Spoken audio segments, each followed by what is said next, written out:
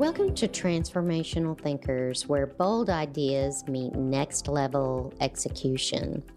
Today, I'm cracking the code on business growth with insights from Dr. Benjamin Hardy's new book, The Science of Scaling, a playbook for founders who refuse to settle for small wins and are ready to think exponentially.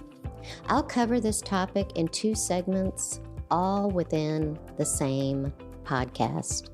Part 1 focuses on understanding the scaling framework and the foundational actions all business owners need to take. Part 2 focuses on how business owners can transform their mindset and identity so that they can grow their business exponentially. Let's dive in. Part 1. Let's cut through the noise. Scaling isn't just about working harder, adding headcount, or throwing more resources into the fire. According to Hardy, scaling is a science, and at the heart of that science is you, the founder. The biggest constraint on your business isn't the market, your product, or your balance sheet. It's your current identity and mindset. To scale your business, you have to transform yourself first. Picture this. Most founders operate by tweaking what's already working.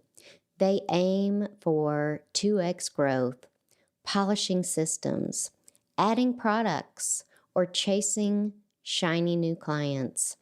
Hardy's research shows this leads to linear results and exhausting complexity. Here's the provocative truth.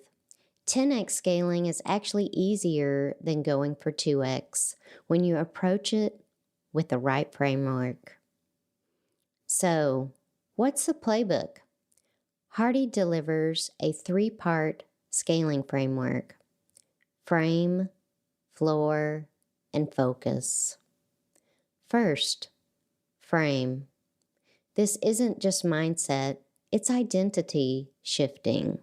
You set an audacious, impossible goal, one so ambitious it forces you to act like your future self today. Ask yourself, what would the 10x version of me do right now? That question becomes your daily compass. Second, floor. Raise your standards ruthlessly. What have you been tolerating that's keeping your team, your product, or even you stuck? This is about making the hard calls, cutting underperformers, saying goodbye to legacy products, and deleting activities that drag your energy down. Remember, complexity isn't clever, it's costly. Third, focus. Once you've raised your frame and your floor, you get brutal clarity. Now you can channel all your effort toward high leverage actions and systems that actually scale. You'll stop doing things because that's how we've always done it, and start doing things because this is what gets us to 10x. Let's put this into practice with some hard-hitting moves. Set impossible goals.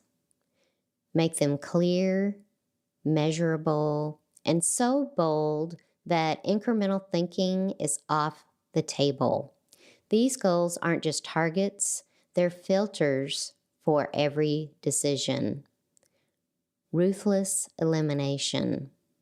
Audit your team, your clients, your processes. If it doesn't serve your new raised floor, let it go. This isn't just about cutting costs. It's about freeing up your best energy and resources for what moves the needle. Simplify, then simplify again. Steve Jobs slashed Apple's product line from more than 350 to just 4 when he returned. Those bold moves unlocked Apple's first hockey stick growth. Quit saying yes to everything. Focus on what you can do exceptionally well and make it repeatable. But Hardy goes further. He argues that scaling starts inside the leader's mind. If you see yourself as a brilliant founder, but are still acting like a scrappy startup operator, you'll keep building linear systems. Upgrade your identity first, and you'll naturally innovate and architect for scale. And don't do it alone. Hardy insists on hiring what he calls super who's, top performers and expert partners who bring new capability and can run circles around your own strengths and weaknesses. If you're the smartest person in the room, you've outgrown your room. Time is your secret weapon. Hardy's science says you should compress time, set outcomes and deadlines that force creative solutions. Stop treating time as an endless resource. Make it your sharpest constraint. Pushing for fast feedback, bold bets, and real progress. So here are your takeaways, founders and CEOs. Scaling isn't about more effort. It's about raising your game at the level of mindset, standards, and action. Set goals you can't reach with old strategies. Eliminate, eliminate, eliminate. Move from complexity to clarity and simplicity. Act as your future self, the 10x leader, not the person who got you here. As Hardy puts it, scaling isn't about doing more faster. It's about becoming someone else. Are you ready to scale not just your company, but yourself? Stay bold, stay future focused, and I'll see you on the path to transformation. Part 2. Now I'm going to dive deeper into Dr. Benjamin Hardy's scaling framework from the Science of Scaling, a blueprint that doesn't just tell you what to do, but how to become the leader your next level business needs. Here's a truth every founder eventually faces. Your results are a perfect mirror of your current mindset and identity. Want 10x growth? Start by scaling yourself. Let's break down the scaling framework and layer in Dr. Hardy's expert guidance on mindset, because the business you scale next comes down to the person you become next. Framework Pillar 1, frame. Think impossible, act today. Hardy is adamant. Incremental goals keep you stuck in incremental results. Set a goal so big and a timeline so short that your current way of doing things simply can't deliver. When your goal is impossible, you stop chasing little optimizations. You bounce yourself and your team out of autopilot. Practical mindset moves for frame. Future self-visualization.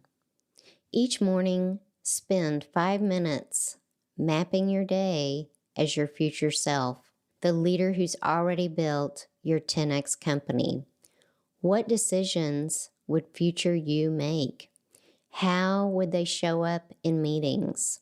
Start acting as if the brain rewires faster than you think.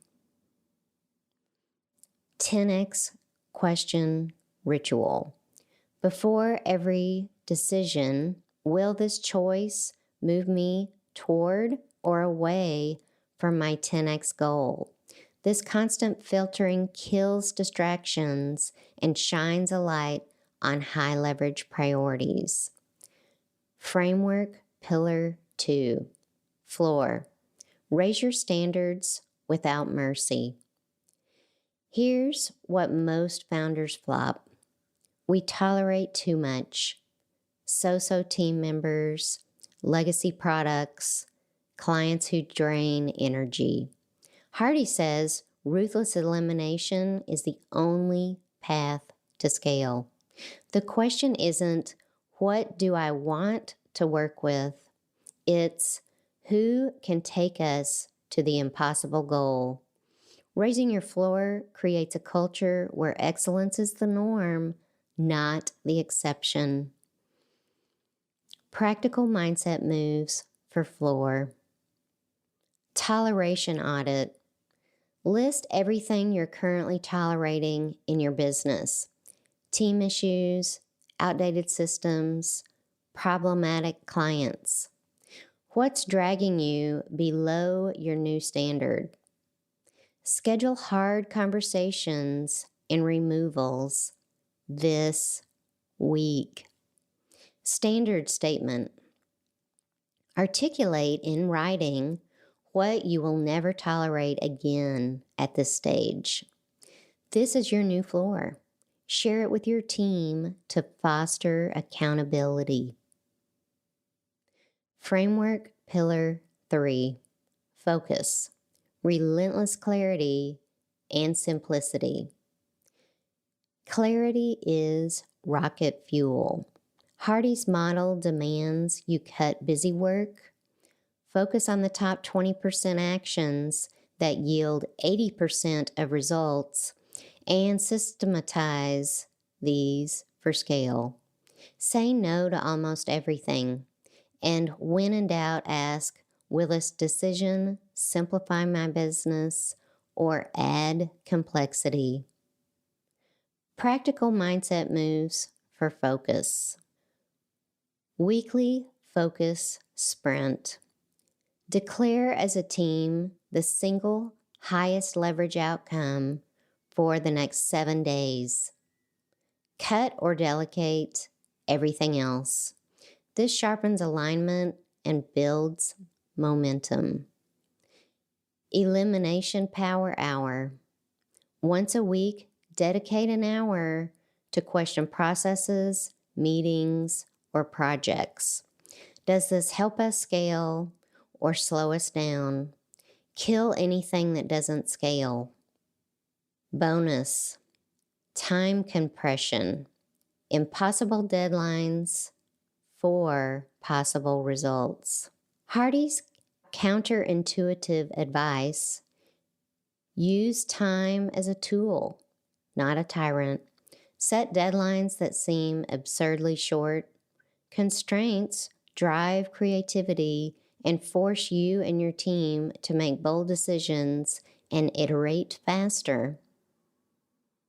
How do you get started right now? First, set a truly impossible goal and a deadline. Second, audit and raise your floor immediately. Third, visualize your future self and use that identity to guide every choice. Fourth, radically simplify and don't be afraid to make it public. Fifth, build a super who team. Recruit those who operate at your impossible standard and let go of the rest. 6, invest in your own growth with as much rigor as you do your systems or processes. Read daily, get coaching, and surround yourself with leaders who push you to think bigger. Scaling is not about making your current self faster or smarter. It's about fundamentally becoming the leader fit for the next quantum leap, and then building a business to match. The question isn't whether you can scale, it's whether you're willing to do the inner work that makes scaling inevitable. Transformational thinkers, don't just change your business, change your identity and scale from the inside out. Until next time, keep raising your frame, your floor, and above all, your standards. Stay bold. Thanks so much for listening. As always, share your thoughts in the comments.